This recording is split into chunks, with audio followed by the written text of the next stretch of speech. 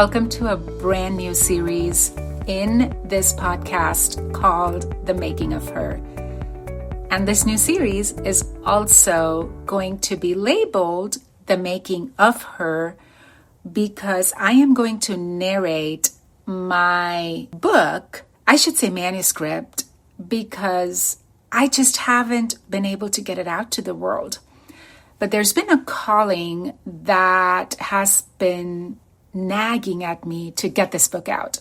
So here I am narrating this book, and hopefully we will all get to read it very soon in print form. But for now, we're going to treat this as a audiobook, as a narrated series, just so that this message, which has been calling to me to be shared with the world, does reach everybody. She didn't just arrive. She was made moment by moment, choice by choice. The voice. You don't make her all at once. There is no magic day when the alarm clock goes off, the sunlight pours in just right, and you stretch into the most powerful version of yourself. No. She is made in the in-between, in the quiet moments when no one is watching, in the questions you ask yourself when the world isn't screaming its answers at you. I know, because I have lived it. I had the kind of life other people post about.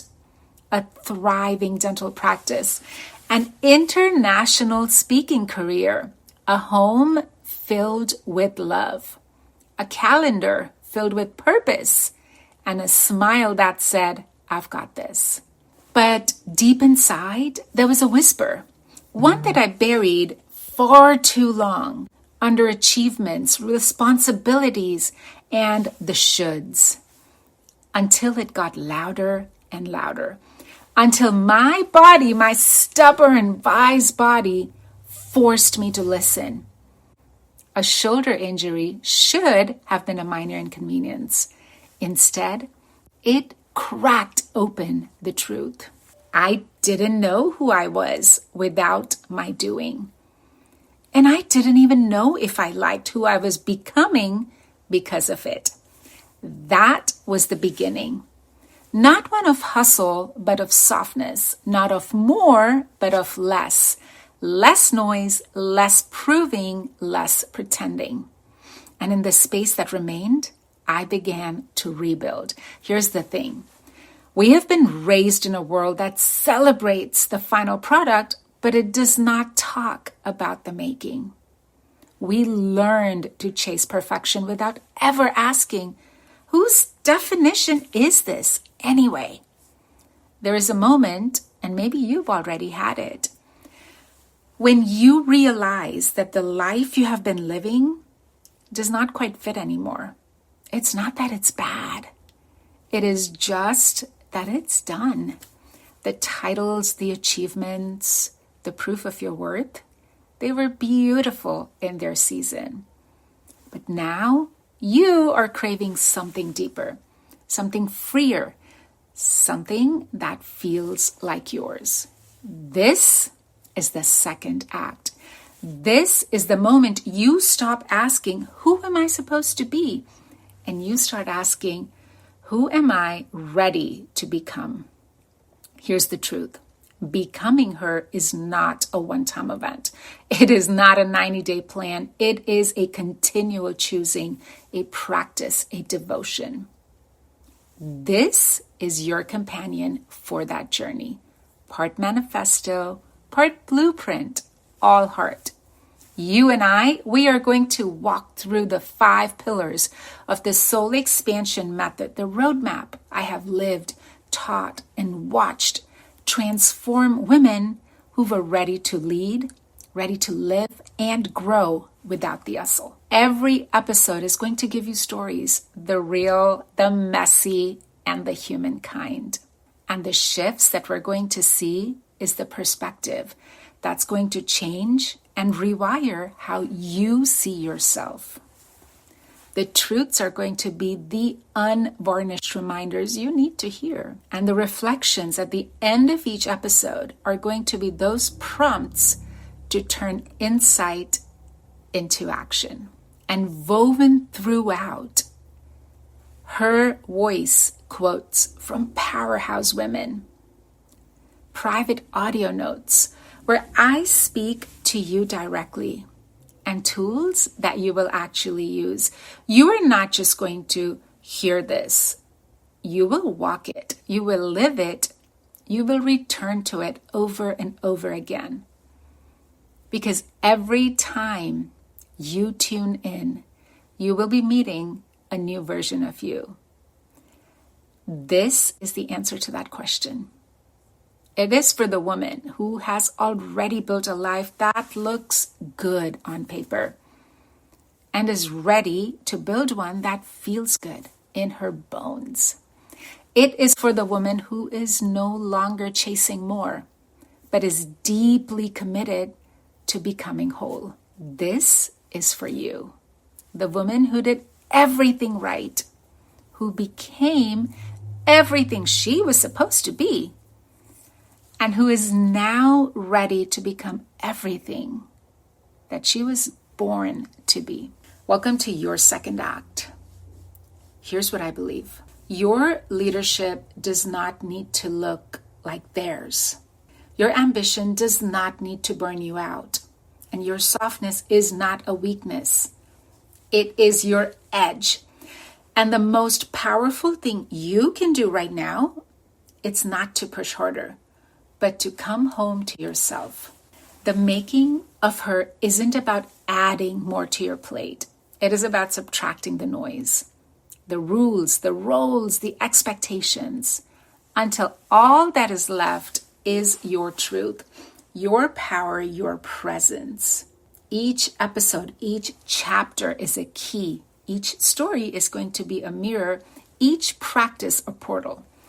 By the end, you will remember what the world tried to make you forget.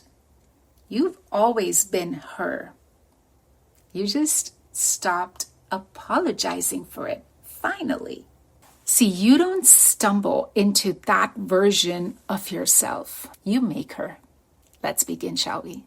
Today's reflection prompt is going to be, what parts of me have been shaped by others' expectations, and what parts do I want to make for myself? Sit with that a minute. Chapter 1, the stories we inherited. Her voice. You cannot rewrite the story if you don't first admit you are reading from someone else's script. See, we didn't start with a blank page.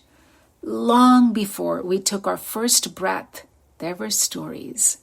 Stories about what women could do, should do, would do. Some were whispered in kitchens over cups of chai, the steam curling like secrets between generations. Some were printed in glossy magazines and splashed across billboards. Smiling women holding perfectly baked cakes or perfectly toned abs. Some weren't spoken at all. They were just stitched into the very fabric, into the way our mothers sighed at the end of a long day. We didn't just inherit eye color or bone structure or laugh lines. We inherited beliefs, rules, unspoken contracts. And because we were too young to notice that they weren't our words, we absorbed them like gospel truth. My first inheritance. I grew up in a house where hard work was a badge of honor. My mother's hands were always busy, chopping vegetables, packing lunches, folding clothes, making sure the wheels kept turning. She didn't sit down much. And when she did, she'd look around like she was doing something wrong. So I learned early, rest was suspicious. Productivity was proof of worth, and saying no to someone else's needs, that was selfish. That story followed me everywhere. In school, I was the overachiever. In my career, I was the one who said yes to everything. In motherhood, I was the one who believed that good mothers sacrifice themselves without any complaints. Because the script said, be agreeable, work hard. Don't take up too much space. Be grateful for what you have. Security first, dreams later. It kept me safe, but it also kept me small. Sometimes the cage is so comfortable, you forget it's still a cage. The meeting. I once sat in a meeting where the conversation circled and circled around a problem I knew how to solve. My idea was bold. It would have saved months of work. But I stayed quiet. Why? Because this story in my head said, don't rock the boat. Because I had learned that women who challenge the room risk being labeled difficult. That day, I left that meeting room angry, not at them, at me. I realized I had just been cast in a role I never auditioned for. There are 5 stories high-achieving women commonly inherit. The martyr story. Your worth is what you sacrifice. Then there's the nice girl story. Keep everyone comfortable, even if you're not. The perfection story. You can't fail if you never make a mistake. And then there's the good daughter story. Family comes first, even if it means you come last. And let's not forget the security story. Don't risk the safe thing for the meaningful thing. Take a moment. Think about which of these maybe applies to the women in your life and around you. The dental conference. Years ago, I was speaking at a dental conference. After my talk, a man, a very successful, respected human being, told me, you're good at this. You should consider speaking more. But you're going to have to work on being less emotional. Audiences want facts, not feelings. You see, my why for treating sleep apnea in my practice and spreading the word was deeply personal, driven by personal loss and tragedy. Old me would have swallowed that comment whole, just nodding politely and tucking it away as the truth. I mean, why not? Something in me stirred. I smiled and I said, maybe your audiences do. Mine won't. In that moment, I rewrote a teeny tiny corner of my script. Feelings are not weaknesses. They're my superpower. The stories we inherit shape us, but the ones that we choose remake us. Let's talk about the shift. The moment you realize that you are carrying inherited stories is the moment you get to choose. Will I keep them, rewrite them, or let go entirely? But here's the hard truth. You cannot just burn the old script and expect a new one to magically appear. You have to sit in the in-between, the awkward, uncomfortable gap between the story that you knew and the one you're writing right now. Because the truth is, what you believe about yourself does not start with you, but it can end with you. Let's finish with today's reflection prompt. What is one story that you inherited about what it means to be a successful woman? Who gave it to you? Is it still true? If you actually stopped believing it, what might change? This is the foundation. Before we can make her, we have to know what we are unmaking. Because the making is not about adding more. It is about removing what never belonged in the first place.